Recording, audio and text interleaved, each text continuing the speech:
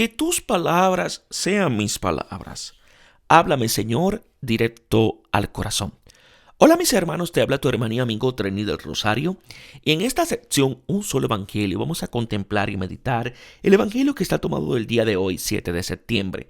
Y está tomado del evangelista según San Lucas, capítulo 5, versículo del 1 al 11.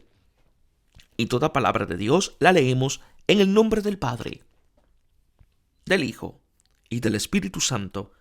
Amén. Estando Jesús a la orilla del lago de Genezaret, la gente se agolpaba a su alrededor para oír la palabra de Dios. En esto vio dos barcas que estaban a la orilla del lago. Los pescadores habían bajado de ellas y estaban lavando las redes. Subió entonces a una de las barcas, que era de Simón, y le rogó que se alejara un poco de tierra. Se sentó y empezó a enseñar desde la barca a la muchedumbre. Cuando acabó de hablar, dijo a Simón: boga mar adentro y echa vuestras redes para pescar. Simón le respondió: Maestro, hemos estado bregando toda la noche y no hemos pescado nada, pero basta que tú lo dices, echaré las redes. Así lo hicieron y pescaron tan gran cantidad de peces que las redes amenazaban con romperse. Entonces llamaron por señas a los compañeros de la otra barca para que vinieran en su ayuda. Vinieron pues y llenaron tanto las dos barcas que casi se hundían. Al verlo, Simón Pedro cayó a las rodillas de Jesús diciendo: Aléjate de mí, Señor, que soy un hombre pecador. Y es que el asombro se había apoderado de él y de cuantos con él estaban, a causa de los peces que habían capturado. Y lo mismo les ocurrió a Santiago y a Juan, hijos de Zebedeo, que eran compañeros de Simón. Jesús dijo a Simón: No temas, desde ahora serás pescador de hombres. Llevaron a tierra las barcas y dejándolo todo, le siguieron. Palabra del Señor. Gloria a ti, Señor Jesús. Habla, Señor, que tu siervo escucha. Estaba él a la orilla del lago. La gente se agolpaba en torno a Jesús para escuchar la palabra de Dios a orillas del lago. Jesús está a la orilla frente a este pueblo que está dispuesto a la escucha y al éxodo. Es como el pastor que reúne a las ovejas para llevarlas a pastar. Vio dos barcas. Su palabra ya no la proclama Jesús desde la orilla, sino desde una de las barcas que estaban estacionadas cerca, después de la experiencia de una noche de fatiga que, como veremos, había sido inútil. Subiendo a una de las barcas, Jesús ha elegido una barca, la de Simón, y le pide que se aparte de la orilla. Sobre ella se sienta solemnemente, en actitud de maestro, y enseña. Mientras en la orilla estaba en pie para ir a otras partes, ahora está sentado. Esta barca es figura de la iglesia, pequeña comunidad que flota sobre el abismo y realiza el éxodo. Ella ya es el punto de llegada de su misión. Por eso se sienta y desde allí se dirige a los otros que están en la orilla. El hecho de que Jesús elija una barca pertenece a las necesidades de la economía de la encarnación. No podía estar sobre dos barcas, pero desde esta única barca se dirige a todos y desde allí todos escuchan su palabra, porque allí él mismo es escuchado y hay una amplia bendición de frutos. Es la experiencia de la iglesia de Lucas, que en la obediencia a su Señor y Maestro es consciente de que pasa de la esterilidad al testimonio eficaz de su Señor, sacramento ante el mundo de su presencia salvífica. Boga mar adentro y echen sus redes. Pedro recibe de Jesús el encargo de guiar mar adentro la barca. El verbo está en singular, boga. El encargado de pescar la misma misión es común a él y a los otros. Jesús dice en plural: echen sus redes. Hay una única misión y una fatiga común para todos, como única guía y conducción para todos. Es la pesca figurada la misión apostólica que comienza ahora en la obediencia a la palabra del Señor y que llegará muy adentro hasta los confines extremos de la tierra. Las redes que los apóstoles echan, dice sugestivamente San Ambrosio en sus comentarios a este pasaje, son el anuncio hecho con unas palabras entrelazadas, discursos y profundidad de respuestas que envuelven en sus mallas y no pierden a los que quedan allí. Y es justo que los instrumentos de la pesca apostólica sean las redes. No hacen morir al que es apresado, sino que lo conservan en vida, lo sacan de los abismos a la luz de la profundidad, conducen a la superficie a quien estaba allí sumergido. Maestro, hemos estado bregando toda la noche y no hemos pescado nada, pero en tu palabra echaré las redes. ¿Cuántas veces habían echado las redes inútilmente? Esa misma noche no habían pescado nada. Para un pescador el no pescar nada es el fracaso. Está de por medio su identidad. Es como para el hombre no ser hombre. La orden de Jesús dirigida a pescadores de profesión parece un poco ofensiva y además insensata.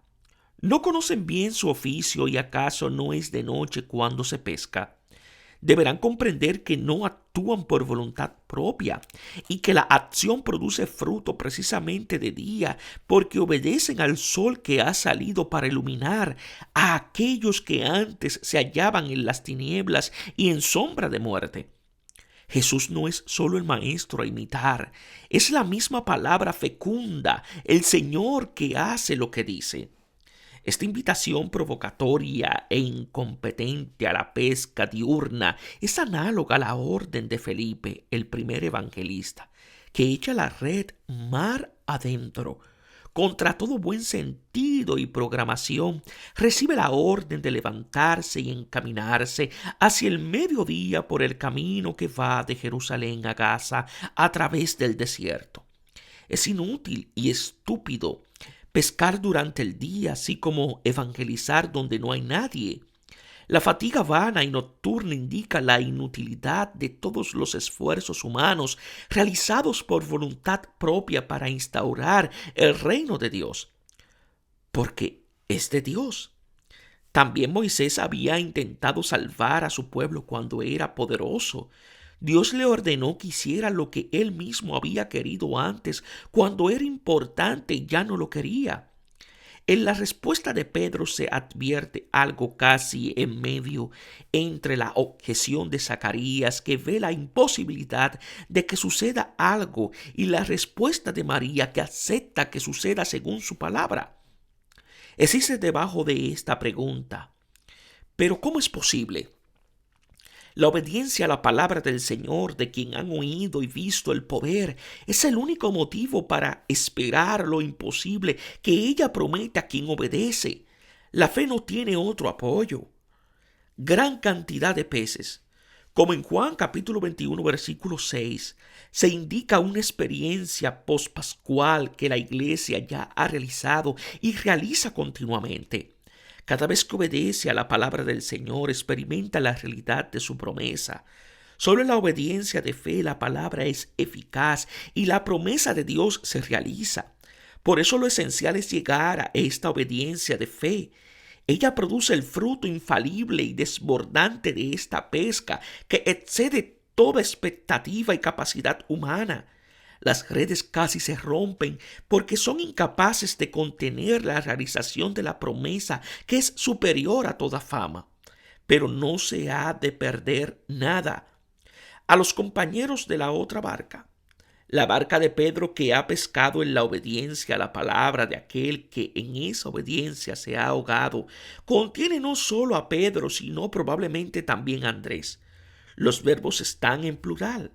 Pero además de la suya, está allí también otra barca asociada a la pesca, que comparte sus fatigas para concebir.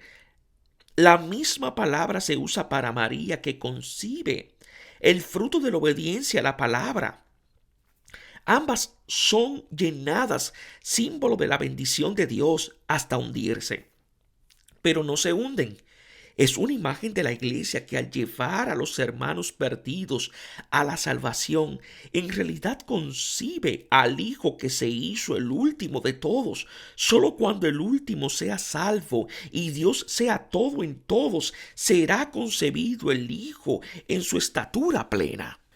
Soy un pobre pecador, Señor. En la obediencia, Pedro descubre el poder efectivo de aquel que obra lo que dice. Cae a las rodillas de Jesús el Señor y descubre que es un hombre pecador. Lucas sabe que se descubrirá aún más pecador en el futuro, pero que la fidelidad de su Señor lo convertirá. Mediante la gracia, Él confirmará en la fe a los hermanos, pero el recipiente de esta gracia es el descubrimiento que se hace aquí, el propio pecado. Ante la verdad de Dios y su don de misericordia, el hombre descubre la propia verdad. Siente que está alejado, por eso le dice que se aleje de él y ve que está perdido. Sabe que no es lo que debe ser y se siente indigno. No hay revelación de Dios sin la conciencia del propio pecado. Su altura infinita se conoce contemporáneamente a nuestra infinita bajeza y sólo desde esta. El temor se había apoderado de él. El temor que se apodera de todos es el humus, la tierra, en la que florece la conciencia de Pedro. Donde no hay temor, estupor y sentido del pecado, no está la persona en la presencia de Dios, sino solamente de un ídolo manejable hecho como la propia imagen y semejanza. Y lo mismo de Santiago y Juan. Son nombrados ahora Santiago y Juan, que en este estupor, siendo simples socios en la pesca, se convierten en koinón, compañeros que tienen en común la misma experiencia del Señor y de su don. Forman un cuerpo único con un Señor único, engendrados como hermanos por la misma palabra a la cual obedecen. Jesús dice a Simón: no temas, como el ángel a Zacarías y a María. Es decir, ten fe. Son las palabras con las cuales Dios se dirige al hombre desconcertado por su presencia. Pedro recibe su misión mientras se reconoce pecador y todavía es llamado Simón. Su misión no decaerá ni siquiera por su pecado. Aún más, como el conocimiento de la salvación existe tan solo en el perdón de los pecados, su itinerario de descubrimiento del perdón en el pecado y de la fidelidad en la infidelidad será típico de todo creyente. Simón se convertirá en Pedro y recibirá el encargo de confirmar en la fe a sus hermanos precisamente cuando haya consumado hasta el fondo su experiencia de debilidad. Su verdadera vocación, donde es llamado inclusive 2 veces Simón, Simón, e inmediatamente después Pedro, será precisamente entonces. No por sus cualidades será piedra, garantía de estabilidad, sino precisamente porque Simón descubre que es una falla continua que en cada resbalón da a conocer lo que es esa piedra, que es la fidelidad de su Señor. De esta será testigo para siempre entre los hermanos. Desde ahora serás pescador de hombres. La misión de Pedro, que ha tenido la experiencia de la misericordia del Señor que lo ha pescado del pecado, consistirá en pescar hombres. Toda la humanidad está sumergida en el mar, en el abismo de la perdición, separada de Dios y en brazos de la muerte. Pedro, junto con los que con él forman la comunidad, pescarán a los hombres desde el abismo para salvarlos. Pescar significa aquí propiamente en su texto griego capturar vivos. Es el verbo usado en la Biblia griega para indicar a aquellos que en una batalla se salvan de la muerte y son dejados con vida. Lo que Jesús hizo y hará con todos, incluidos los discípulos, en la barca, es decir, la acción de salvar del abismo, será la pesca a la cual los mismos discípulos serán asociados a favor de todos los hombres. Serán sus testigos hasta los últimos confines de la tierra y continuarán la misión de enviados del Padre a salvar lo que estaba perdido. La barca es ya una realización de este reino, de los que se han salvado, un sacramento signo eficaz de salvación para el mundo hasta su regreso. Aquí se explicita la autoconciencia de la Iglesia después de la muerte de Jesús. Ella se siente enviada a llamar a todos los hombres a la obediencia, a la palabra que salva, pues ella misma testimonía esta obediencia que la ha salvado. Que Dios os bendiga en sabiduría y en santidad.